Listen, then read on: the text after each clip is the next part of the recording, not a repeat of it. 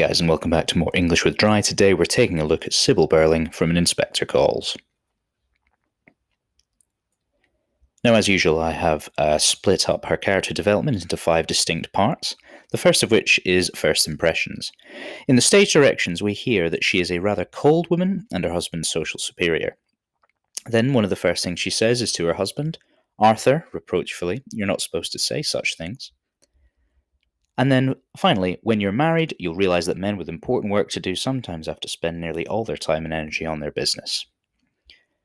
The first of these is important to note that she is her husband's social superior. What that means is that she was born into a higher social class than Arthur was. As we've established, Birling was more of a self-made man. He worked his way up. Whereas she was born into a family that is rather more similar to the Croft family. And this explains why in the play her obsession is less with actual cold hard cash like Arthur's is, but more with reputation and name. The fact that she tells off her husband in front of the guests kind of shows this social dynamic, but also the content of it is interesting. She tells Arthur off when he attempts to gloat about the fact they have a cook, and she would consider this to be vulgar. Living in an upper-class household her whole life with servants and staff waiting on her hand and foot means that she doesn't feel the need to acknowledge them. To her, they should be practically invisible. The fact that Arthur boasts about them she would consider to be unnecessary. Then finally, she explains to Sheila that she should not poke too hard into Gerald's affairs. Now, as we've looked at Sheila, we've kind of learned that maybe Sheila had a bit of an idea about what he was up to the previous summer. Sybil tells her to not think about this, and in doing so she's kind of complicit in maintaining the gender roles that existed in 1912. She tells Sheila to simply accept that sometimes women have to allow their husbands to do as they wish because they have really got no control over them. She kind of sees this as a key aspect of the role of an upper-class wife in Edwardian England. The second section is when she interacts for the first time with the inspector and she immediately criticises him. She says to him, "That I consider as a trifle impertinent, Inspector. You know, of course, that my husband was Lord Mayor only 2 years ago and that he's still a magistrate." And finally, staggered, "Well, really, Alderman Meggerty, I must say we are learning something tonight." The first of these is one of the first things she says to the inspector, and it shows that she's not used to being spoken in the way that he is to her. He is not showing any regard for their social standing, and he's challenging them and insinuates that Sybil is lying to him. This angers her because she has spent her whole life being treated a certain way by those who are beneath her, and feels almost like she is owed better, a deference due to her social status. She does what Arthur does as well, which is that she tries to intimidate the inspector by referring to the high pedigree that they have as a family. They should be treated with more respect because Arthur has been mayor, he's a magistrate, etc. And this proves her belief that titles and your name is much more of an indication of the kind of person you are than the actions and deeds you do. She feels that regardless of the terrible things they have done, they should be exempt from criticism simply because of who they are.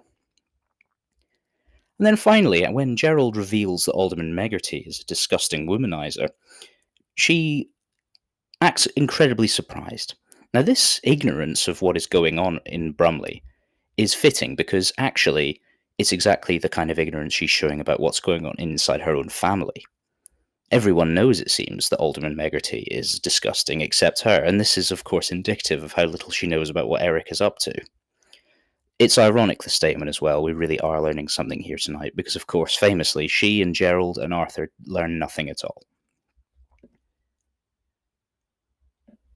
The third section is when she herself is interrogated by the inspector. She admits of Eva Smith when she came to ask her for money. That was one of the things that prejudiced me against her case. Secondly, she was claiming elaborate fine feelings and scruples that were simply absurd in a girl in her position. As if a girl of that sort would ever refuse money. I'm sorry she should have come to such a horrible end, but I accept no blame for it at all. Now, the first of these, the use of the word prejudice, is very fitting, and it's worth remembering that she admits to being prejudiced, because actually this is one of the great things we can accuse her of. The prejudice against Eva Smith is simply because of her working class roots, and it's something that means that Sybil treats her as though she can never be trustworthy, just because of her start in life. The second two quotes here are all related to the fact that she says she stops taking money from Eric, or rather, the person, as she refers to him to Sybil as, because it's stolen. And this morality lifts her above anyone in the Birling family because it presents her as being good and moral. However, due to her prejudice, Sybil kind of refused to believe that she was telling the truth, and she holds the almost Victorian view that poor people in some way deserve to be poor because of something that they've done wrong. It's almost a punishment. Poverty is almost a punishment for a lacking in some aspect of your life, is what people like Sybil thought. And then finally, I'm sorry she should have come to such a horrible end. Is she sorry, is the question? I would argue not. But either way, I accept no blame for it at all. Now, this refusal to acknowledge what she did contributed to Eva's death shows that her, more than any other character, has no sense of regret. And this makes her probably the most callous character in the play, particularly because as a mother, we might have expected her to be able to empathise with Eva Smith more, given the condition she was in. The next stage that in Sybil's character is when she incriminates her own son.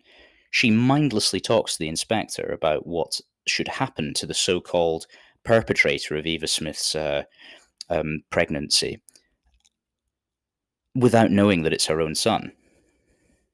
If, as she said, he didn't belong to her class and was some drunken young idler, then that's all the more reason why he shouldn't escape. He should be made an example of. He'd be entirely responsible because the girl wouldn't have come to us and have been refused assistance if it hadn't been for him. Find this young man and then make sure that he's compelled to confess in public his responsibility. Now, the first of these is interesting because its use of the phrase drunken young idler. We've established that Eric has been called Squiffy at the beginning of the play. However, in this case, the phrase drunken young idler is used. Now, that's because Sybil doesn't know she's talking about her own son. Squiffy, of course, sounds much less judgmental. It sounds, playful almost, as though being Squiffy couldn't cause a horrendous incident like what Eric actually does. But when she calls him a drunken young idler, she's unaware it's her own son, which shows her hypocrisy. It shows her refusal to apply the same moral standards to her own family as she does to everyone else. The next one, the fact she identifies Eric's total responsibility for the pregnancy, shows that she actually does have a reasonable sense of justice, but it makes her even more of a hypocrite because when she finds out it's Eric, she doesn't act on what she has said. She kind of retreats into this sense that they can't be responsible for things because they're the Birlings. She believes her family are special and should be allowed to get away with things that others are not simply because of their standing. The final one is her outlining the punishment and condemning her own son in the harshest way possible. It's ironic because Sybil actually gives a very reasonable punishment for Eric, but only when she doesn't know she's talking about him. The final section we can call covering it up because it's the process of her, Gerald and Arthur trying to imagine and act as though they have done nothing and nothing has happened. I was the only one of you who didn't give in to him. Smiling, and I must say, Gerald, you've argued this very cleverly and I'm most grateful. Well, why shouldn't we? They're overtired. In the morning they'll be as amused as we are. Now, the first of these that's interesting is the fact that she's almost proud of how she behaved towards the inspector. Rather than be ashamed of her part in the whole affair, she views it as further proof of her high social standing and good breeding that she didn't give in to this man who is beneath her, as we've said before.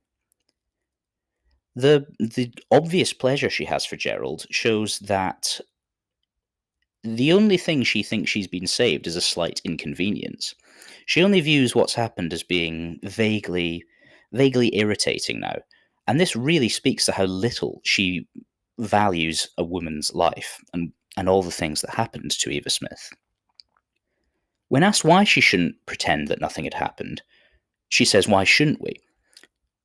She responds almost dismissively to Sheila. She's gone back to viewing her and Eric's opinions as being irrelevant and childish, and we're reminded that the only negative thing she felt was going to come out of Eva's death was the Birling family facing a public scandal. And then finally, when she says that they'll be as amused as we are, referring to her son and daughter, the fact that she claims to be amused by what's happened really confirms how little she's learned. And it shows that her and Arthur and Gerald have gone full circle and are behaving identically to how they were at the start of the play. And so our 5-box summary of Sybil Birling. Firstly, she's an upper-class matriarch who was born and bred, surrounded by wealth. She values status and reputation above all else. Secondly, Sybil is instantly appalled by the inspector, who she considers rude for even having the audacity to question her. Thirdly, she admits to being prejudiced against Eva and accepts no responsibility for her death. And then, unknowingly, she incriminates her son and outlines the perfect punishment for him. And finally, upon learning no young girl has died after all, she swiftly pretends nothing has happened. She has learnt no lesson. Hope this video was helpful, guys. Stay tuned for more Inspector Call's character profiles. Good luck revising.